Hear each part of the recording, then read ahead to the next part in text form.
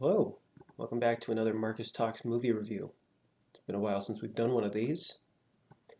Recently, I saw the movie Sight, which is from Angel Studios. I don't think there is a single bad movie that they have put out so far, at least from what I've seen. I've seen most of the movies that they've put out, and this is no exception. So, going in, let's just talk about the movie Sight. Also, don't you just hate it when movies do this thing on posters where they put the same image on a separate poster, but it's the exact same one? Let's just get it out of we're going to start this off by praising and then criticizing at the same time. That's not the movie's fault. That's the marketing team. So the movie Sight is about Dr. Ming Wang and his life throughout 2007 as he's practicing at his very own medical institute, the Wang Eyesight Institute. If I got any of that wrong, I will fix it in post. Yeah, it was the Wang Vision Institute. Great job. You did all this research for nothing. Where he will do work for essentially LASIK eye therapy and therapy. Yeah. Uh, but he also does work for free where he will take on, children that are blind that are either orphaned or just can't afford to get the surgery. So then it leads up to him being introduced to an Indian girl named Kajal who has come over to America from India and is now being taken care of by essentially an orphanage run by nuns, and he agrees to do the work on her. He then starts seeing images of and apparitions of one of his friends from China back before he immigrated, which leads us into the flashback scenes where we go back to about the late 1960s through the mid 1970s in China, which is during the Cultural Revolution. I've listened to several explanations from Dr. Ming Wang about that time during China's history. It's interesting. I highly recommend looking for some of the talks. I can link a couple in. I can link the one that I listened to in the description of the video. And the movie doesn't have anything larger to say about this cultural revolution other than it was a very turbulent time in the country and it had a lot of negative effects on the lives of the citizens of China. And we see how it affected Dr. Wang's youth. But we see early on in his childhood that, they're living in a very uh, impoverished area. His family can barely afford more food than they can, you know, just barely enough.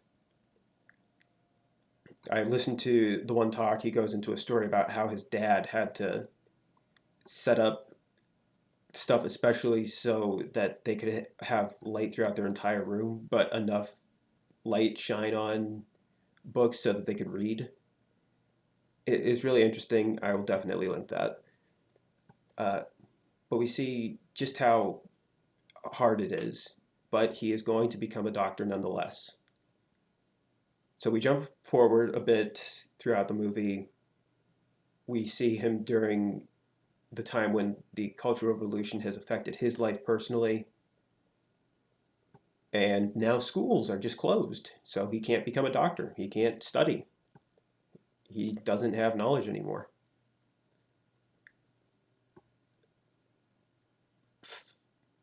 There goes that entire plan.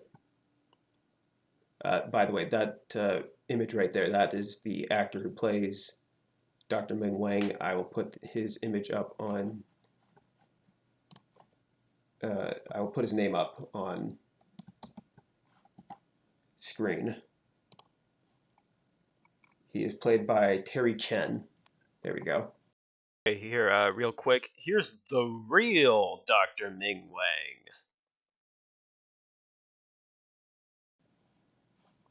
This guy is his partner doctor right here, uh, Dr. Misha Bartanovsky, played by Greg Kinnear. Greg Kinnear, that's a familiar name. Don't think I've seen him in anything though until to this. But in present day, well, 2007 present day, uh, they're working through how can they fix Kajal's blindness that was caused by a very hard scene to watch where they don't show anything on screen, but it's still painful to watch, of her stepmother pouring sulfuric acid into her eyes. It's all off screen, but still not a fun time to sit through. But they're working through different ways. They come to dead ends. We see Dr. Wang talk about how he feels like he needs to do this because their current patient reminds him so much of his friend from China that I really don't want to ruin too much of the movie. So he feels this burden on himself that he has some obligation to complete all of this due to some past that he can't fix. We all of this is in a book that honestly, after looking into it more, I really want to get From Darkness to Sight. I'm sure it'll be a very good read. I will look into it after this, and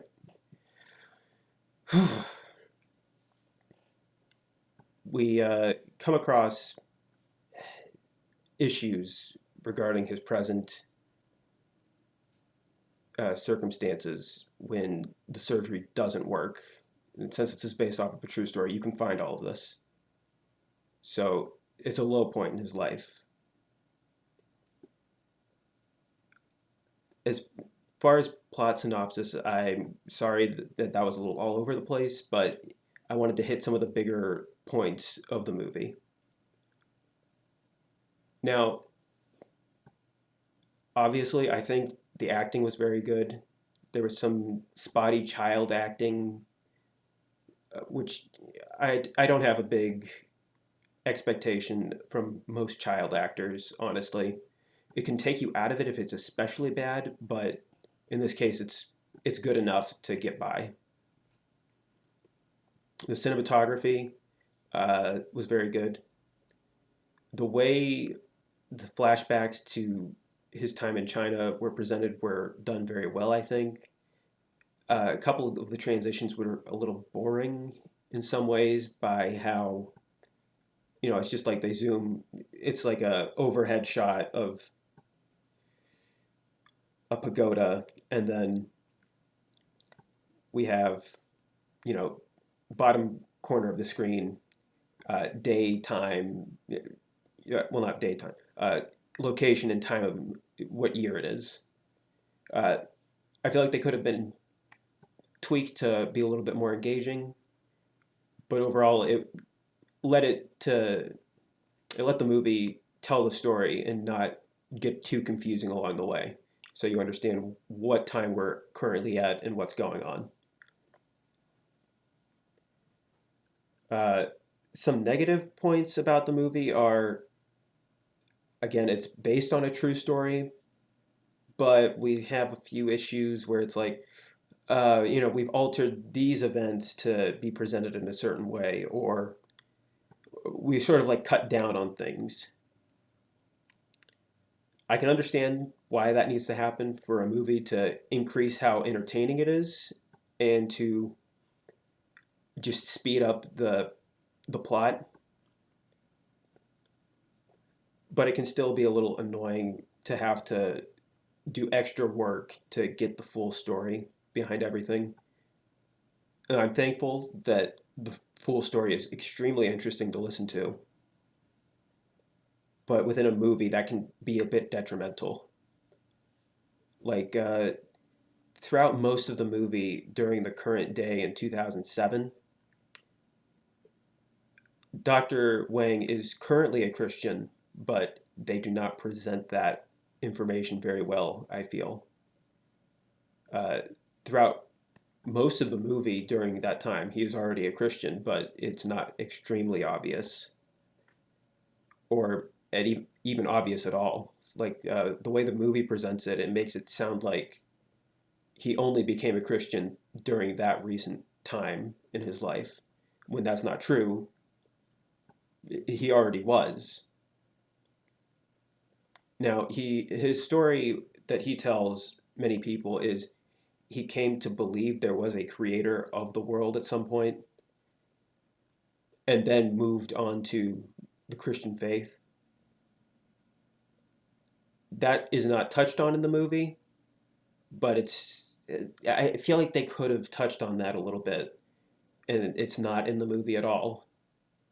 He talks about how his one professor had essentially shown him that there had to be some sort of higher power that created things. Otherwise, what we have existing that's so complex within our bodies wouldn't exactly make sense.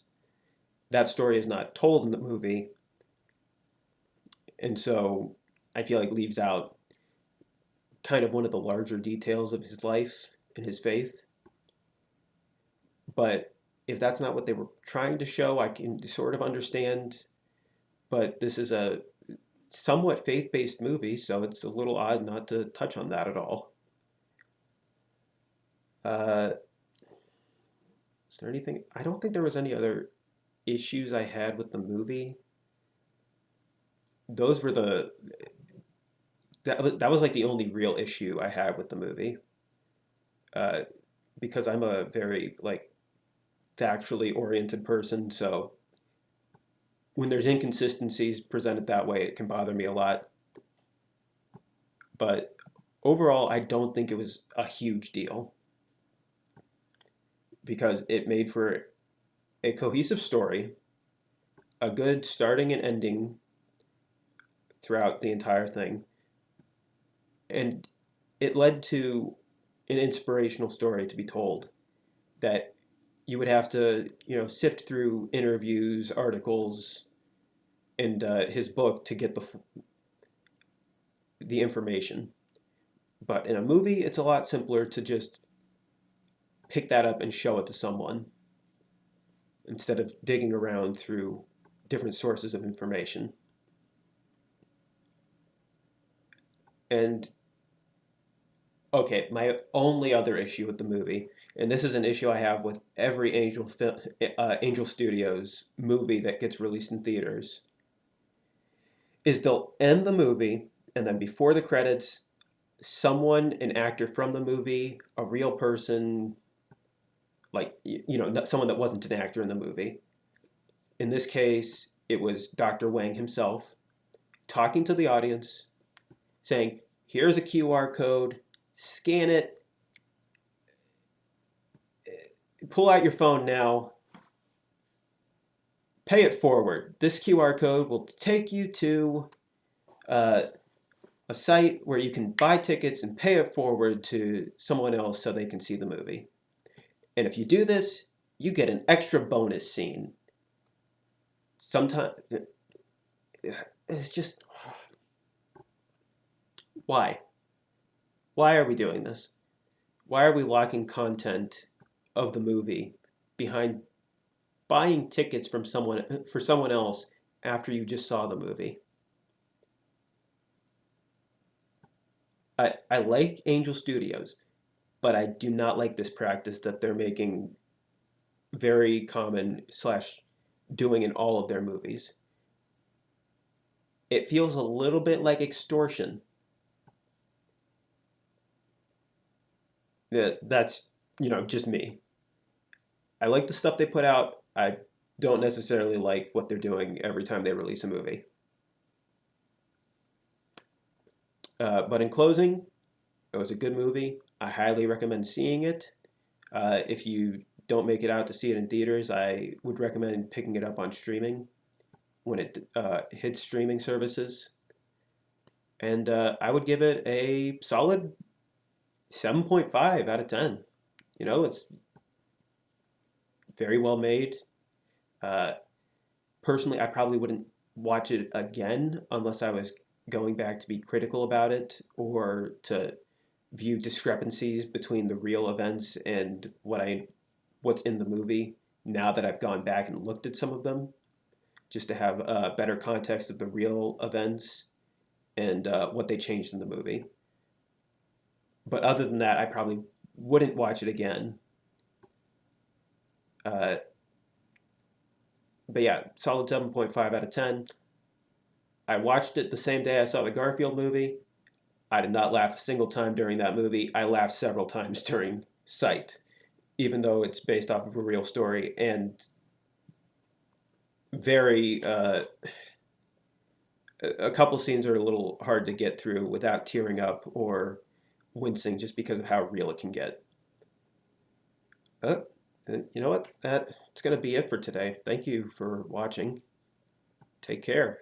Bye bye.